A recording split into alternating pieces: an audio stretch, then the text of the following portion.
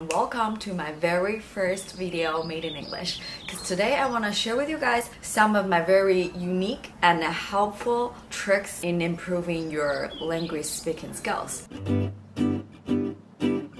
Apart from a couple of months of studying and traveling in the States and in Australia, I have never actually lived in an English-speaking country. Though I don't speak as well as some of my friends who actually grew up in the States, but I always find it comfortable to communicate in English with some of my international friends. So it's definitely possible to learn English well enough even without being in the language environment. And with my tricks, you don't even need to spare time, and it's not painful at all. So before we start, make sure that you give me 一键三连. When it comes to learning languages, I always emphasize the idea of input and output, which is you need to absorb information in this language first, which is to listen and to read. Then after processing the information, which is to reflect on the linguistic phenomena and to memorize, then you can go to output, which is to speak and to write.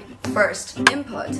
Turn all your habits of entertainment into this language. For example, when you want to watch a film, watch an American film. When you want to listen to some music, listen to English songs. And the most useful tool that we have right now is social media, where you get to know a lot of day-to-day colloquial terms young people like to use. So go on social media and follow some English content creators. While doing that, the most important trick is to imagine yourself as a native speaker instead of translating everything into Chinese and try to understand it in Chinese. Actually, you don't need to worry that you don't understand. Try to remember how you study Chinese. When you study your first language, you didn't have another language to translate into, but you still get to understand it. By which I mean, when you use this language as often as you need, and one day you'll find out that even though you've never looked up a word in a dictionary, somehow you just know it. That's how it's working. Because language is the most superficial of what we are trying to express. What's hidden underneath is the logic of the culture. So when you need to study English, try to absorb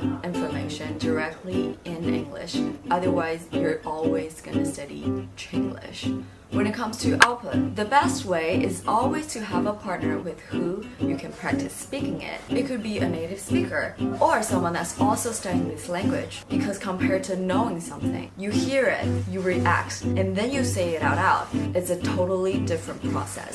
If you guys are interested, just tell me in the comments and then I can share more about how to find a language partner. But if you find it difficult, you can also practice by yourself in these ways. First, translate everything immediately in your mind. So when you see everything in life or you think of something, you just translate it immediately into English. For example, when you see a table, the first thing that comes to your mind is 桌子. Then you translate it immediately into table. Maybe for the first few times, you always need to translate it, but the more you practice, the quicker you react. So maybe for the first time, you need a few seconds to reflect on it, then you reduce the time to 1 second. One day, you don't need time to reflect anymore. When you see a table, you think of table immediately without translating from Chinese to English. That's the best way to practice your speaking skill. Secondly, turn your habits into English. For example, back in high school, I would write my diary in English. One of the reasons was also because if I write it in English, my parents wouldn't understand.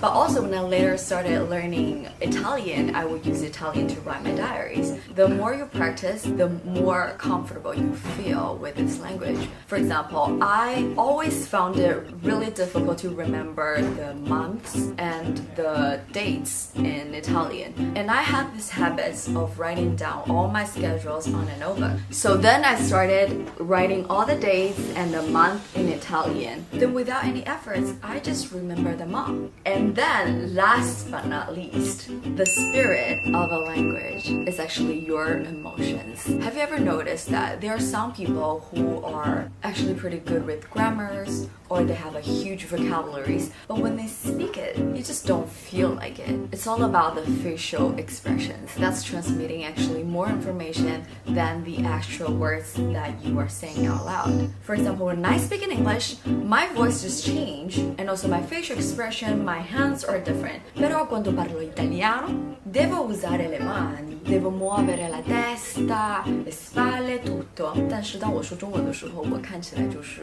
很冷静的样子。